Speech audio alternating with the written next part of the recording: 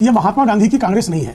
जब इस देश का विभाजन हुआ धर्म के आधार पर, तो जो लोग मुस्लिम देश पाकिस्तान में गए थे, पश्चिमी पाकिस्तान है, पूर्वी पाकिस्तान जो आज का बांग्लादेश है, उनके वहां रहने वाले तमाम गैर मुस्लिमों को, हिंदुओं को, बौद्धों को, जैनों को, पारसियों को, ईसाइयों को, सिखों को यह आश्वासन स्वयं महात्मा गांधी ने दिया था कि आप जब भारत आएंगे तो आपको नागरिकता प्रदान की जाएगी। लेकिन अब जो वड्रा माइनो कांग्रेस है, जो महात्मा गांधी की बजाय जिन्ना के आदर्शों पर चलती है, वो जिन्नावादी कांग्रेस आज यह सिद्ध कर रही है कि महात्मा गांधी के मूल्यों, महात्मा गांधी के आदर्शों, महात्मा गांधी के संकल्पों को पूर्ण करने वाली नरेंद्र मोदी की सरकार ने जिस तरह से हिंदुओं को, सिखों को, बौद्धों को, जैनों को, पारसियों को, ईसाइयों को जो न्याय दिया है, उस न्याय को अन्याय में परिवर्तित करने का अपना संकल्प दोहराया है। तो आदरणीय अटल बिहारी वाजपेयी जी की सरकार से पूछ रहे थे कि आप इनको नागरिकता कब प्रदान करेंगे। इनको 2004 से 14 सरकार ने नागरिकता नहीं प्रदान की, लेकिन जब इस नागरिकता को प्रदान करने का पुण्य कार्य जो है आदरणीय मोदी जी की सरकार ने किया है, तो किस तरह से इनका जिन्नाबाद फनफना रहा है, ये आप देख रहे हैं। ठीक है, वरुण पुरोहित हमारे साथ हैं। चिदंबरम तो कांग्रेस की मैनिफेस्टो कमेटी के अध्यक्ष है। मैनिफेस्टो में क्यों नहीं कह दिया कि सीए खत्म करेंगे? आपने खुद ने स्पष्ट किया, मैनिफेस्टो में नहीं। अब नेताओं के भाषण होते हैं अलग अलग तरह पे, चुनाव में अलग अलग स्टेट्स में होते हैं, लेकिन उन्होंने जो बात कही है बिल्कुल सही कही है। जेल और जेल वाली बात भी करी है। इतने ही लोग ट्रायल चलती रहती है, जेल में बेचारे सड़ते रहते हैं, फिर पता लगता है कोई उसमें बेचारा कन्विक्ट होता ही नहीं है, उसको अक्यूज होते कोई भी, किसी पे भी एफआईआर कराओ पुलिस उठाएगी। मैं टोकना नहीं चाह रहा था वरुण पुरोहित जी, मैं टोकना नहीं चाह रहा था, लेकिन एक रिक्वेस्ट है सीए पर। आप ये कह रहे हैं, आपने कहा कि आप सही कह रहे थे कि मैनिफेस्टो में नहीं था, तो आप ये कह रहे हैं कि ये कांग्रेस पार्टी का वादा नहीं है चिदंबरम ने जो कहा है। कांग्रेस पार्टी का वादा तो जो मैनिफेस्टो में वो आपके सामने है। अब नेताओं के भाषण है, अब उन्होंने उनकी फीलिंग है। देखिए डेमोक्रेसी है देश के, तो कांग्रेस पार्टी आधिकारिक तौर पर कह दे कि चिदंबरम के इस बयान से उनका कोई लेना देना नहीं है।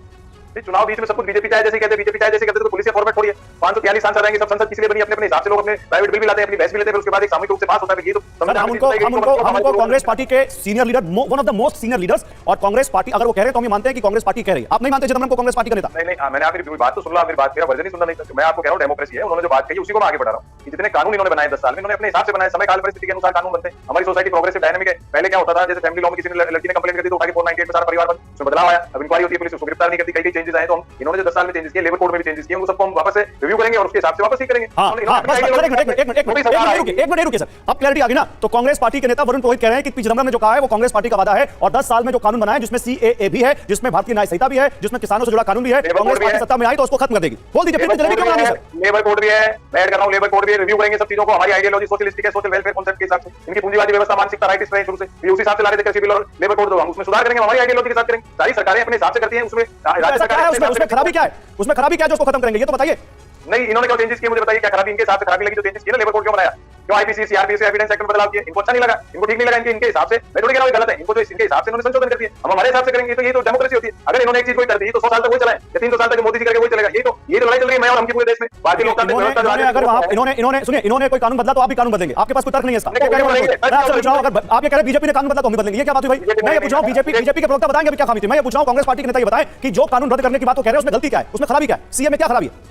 मैं सीए में खराबी की बात थोड़ी, जो हमको रिव्यू करेंगे उसको, इन्होंने जिस हिसाब से बनाया उसको रिव्यू करेंगे। इन्होंने क्या क्या बनाया, इन्होंने मुस्लिम्स को बाहर कर दिया, क्या कर दिया, सारी चीजें चेक करेंगे। इसमें क्या बात है, हमारी सरकार आएगी, हमारे हम सबको एक समग्र रूप से लेके चलेंगे, सारे सेक्टर्स ऑफ सोसाइटी को। ये उसको दिखाना चाहते हैं कि हिंदुत्व के चैंपियन यही है, जबकि कुछ नहीं कर रहे हैं। वरुण भाई आप तय नहीं कर पा रहे। वरुण जी आप तय नहीं कर पा रहे। आप कह रहे हैं कभी खत्म करेंगे, कभी आप कह रहे हैं रिव्यू करेंगे, समझ में नहीं आ रहा है। देखिए मैंने कहा रिव्यू करेंगे, खत्म करने का मतलब क्या है, इन्होंने जो कानून बनाया उसको रिव्यू करोगे तो ऑटोमेटिकली वो समाप्त हो गया। नए तरीके से डिस्कशन होगा संसद में, उसके बाद जो संशोधन होगा नया कानून बनेगा। ये तो एक टेक्निकल बात है। ओके, नहीं लेकिन ऐसा नहीं कहा उन्होंने बहुत कैटेगोरिकली कहा है 5 कानून खत्म करेंगे, 8 कानूनों को खत्म करके उनकी जगह नए कानून लाएंगे और 25 कानूनों में संशोधन करेंगे। वो डिटेल हम चला रहे हैं। प्रेम शुक्ला बताइए, आपने कानून बदले इसलिए ये भी कानून बदलेंगे, आपने आईपीसी कोटा का नया कानून लेकर आए इसलिए ये भी लेकर आएंगे। पहली बात तो वरुण जी कृपया इस बात को समझ लें कि इंडियन पिनल कोड एक कॉलोनियल एक्ट था, औपनिवेशिक कानून था।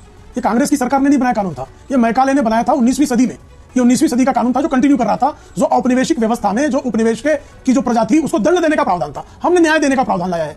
दंड का प्रावधान उपनिवेश चलाने के लिए, जो औपनिवेशिक व्यवस्था के साम्राज्यवादी होते हैं वो जनता के शोषण करने के लिए दंड की व्यवस्था करते हैं। हमने न्याय की व्यवस्था की है। और स्वयं इस देश के प्रधान न्यायाधीश डीवाई चंद्रचूड़ जी ने कल ही इस बारे में एक वक्तव्य दिया है कि जिस तरह की न्याय प्रणाली, न्याय संहिता जो है इस सरकार ने लाया है वो अत्यंत प्रशंसनीय है और इसके माध्यम से इस देश की जनता को न्याय देना सुनिश्चित होगा। तो आप कृपा करके, पी चिदंबरम जो है ये तो अपने जब वित्त मंत्री के कार्यकाल में कह रहे थे कि अंग्रेजों का जो शासनकाल था वो भारतीय शासनकाल से बेहतर है। तो निश्चित तौर पर जो लोग इटालियन को अपना नेता मानते हैं, अंग्रेजों को अपना आदर्श मानते हैं, वो सारे शोषक जो है इंडिया की एक और पार्टी ने कहा कि वो सीए को रद्द करेंगे। आप सुना देते हैं टीएमसी क्या कह रही है। सिर्फ कांग्रेस सीए को रद्द करने की बात नहीं कर रही है, पश्चिम बंगाल की सीएम और तृणमूल कांग्रेस की प्रमुख ममता बनर्जी ने भी ऐलान कर दिया है कि अगर केंद्र में सरकार उनकी बनती है तो बीजेपी और मोदी सरकार की प्राथमिकता में रहे कानूनों को रद्द कर देंगे। तृणमूल कांग्रेस ने अपने चुनावी घोषणा पत्र में वादा किया है कि अगर केंद्र में सरकार में आते हैं तो नागरिकता संशोधन कानून रद्द कर देंगे, राष्ट्रीय नागरिक रजिस्टर यानी एनआरसी को रद्द करेंगे, सम्मान नागरिक संहिता यानी यूसीसी को बंगाल में लागू नहीं होने देंगे और हाल ही में उत्तराखंड में बीजेपी की सरकार ने यूसीसी लागू किया था। हालांकि तृणमूल कांग्रेस का चुनावी वादा है जो हम आपको यहां पर दिखा रहे हैं। प्रोफेसर नवल किशोर, तो मोटा-मोटा तो लगता है कि ये सारी पार्टियां इसी पेज पर है फिर तो इंडिया की। आरजेडी भी यही है कि वो भी कह रही है सीए रद्द करेंगे। और उस विरोध के क्रम में सरकार ने कौन-कौन से कदम उठाए और दिल्ली में जो राइट्स हुए, ये सब कुछ सबके सामने है। असल में भाजपा ने जो कानून बनाया है पिछले 10 साल में, संसद में मेजोरिटेरियनिज्म जिसको कहते हैं, बहुसंख्यकवाद कहते हैं, बहुमत के आधार पर नहीं, बहुसंख्यकवाद उसको कहते हैं कि दादागिरी है कि बहुसंख्या का मैं कोई भी कानून किसी भी तरह से बना सकता हूं। और इसमें खुद बीजेपी सरकार पीछे रहती है। इन किसी कानून का जो विरोध हुआ देश स्तर पे, तो उन्होंने खुद ही वापस लिया। जो इनके चुनाव लड़ रहा है वो कहता है कि 400 इसलिए सीट दो कि हम संविधान बदलना चाहते हैं, बाबा साहब के द्वारा बनाए गए संविधान को बदलने की बात करते हैं। तो ये बात देखिए गौरव जी, जो बात है वो स्पष्ट है कि जिन्होंने, आप ये भी आपको मालूम होगा कि जितने भी कानून बने भारतीय जनता पार्टी के समय काल में, उसमें कितना डिबेट हुए हैं, कितने सांसदों को बाहर किया गया, लगभग 150-200 सांसदों को सस्पेंड और बाहर किया गया है और उनकी अनुपस्थिति में अरे भाई, तो ये चीज मैनिफेस्टो में क्यों नहीं आती प्रोफेसर नवल किशोर साहब? 102 सीटों का मतदान हो जाता है उस स्टेट में जहां पर मुख्यमंत्री ने आपको फंसा रखा है कि सीए पर कांग्रेस पार्टी कुछ बोलती क्यों नहीं है। वहां जब चुनाव है, जब आपको लग रहा है कि इसमें मतदान होना है, दल का और राजनीति का एक पूरा इतिहास है, क्रम में चलता है। हमारा तो मैनिफेस्टो में सबसे पहले है कि भारतीय जनता पार्टी जन विरोधी कदम उठाती है। जनहित के जो मुद्दे हैं, जो रोजगार हुए, नौकरी हुई, अर्थव्यवस्था हुए, इन सब पे, या सामाजिक सौहार्द हुए, इन सबको मिटाने का काम करती है। ये सब भारतीय जनता पार्टी के तन मन और धन सब में है वो, तो उसका तो हम विरोध करते हैं। उसको लिखने की जरूरत है उसमें क्या मैनिफेस्टो में इतना सब लिखते हैं भाई? अगर लिखने की जरूरत नहीं है प्रोफेसर नवल किशोर, तो 40-40, 49-49 पन्नों का मैनिफेस्टो किस लिए होता है? बोलते रहिए, आदमी सुनता रहेगा। नहीं, आप गौरव जी, आपको मालूम नहीं है कि जो वैचारिक विभिन्नता है, भेद है भारतीय जनता पार्टी में और जो इंडिया गठबंधन के लोग हैं, वो तो पूरा जग जाहिर है। उसको लिखने की क्या जरूरत है? गांधी का नाम लेने से थोड़ा होगा। जो लोग खुलेआम संसद के अंदर में गांधी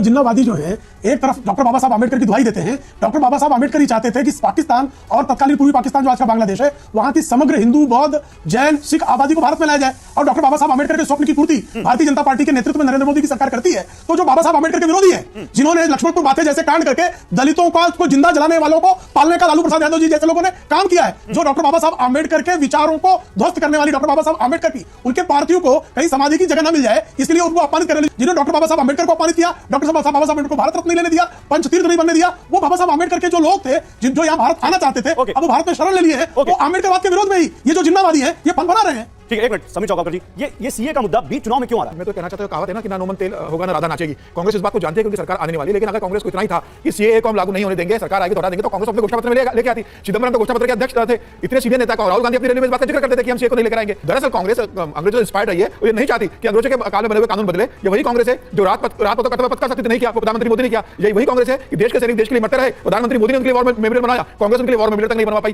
कांग्रेस का पूरा फोकस रहा। और आप देखिए कि कांग्रेस के समय में तो बजट भी शाम को 5 बजे आता था। शाम को 5 बजे बजट क्यों लेके आती थी कांग्रेस? क्योंकि वो शाम को 5 बजे ब्रिटिश पार्लियामेंट का शुरू होने का समय रहता था। प्रधानमंत्री मोदी ने 2004 से 2004 और 14 के बीच में जो मनमोहन का कार्यकाल में जो उदासीनता थी, भ्रष्टाचार था, कोई काम नहीं हुआ था। 14 से लेकर 24 तक प्रधानमंत्री मोदी ने जो काम किया है, देश की जनता इस फर्क को समझती है। मनमोहन सिंह का 10 साल, प्रधानमंत्री का 10 साल।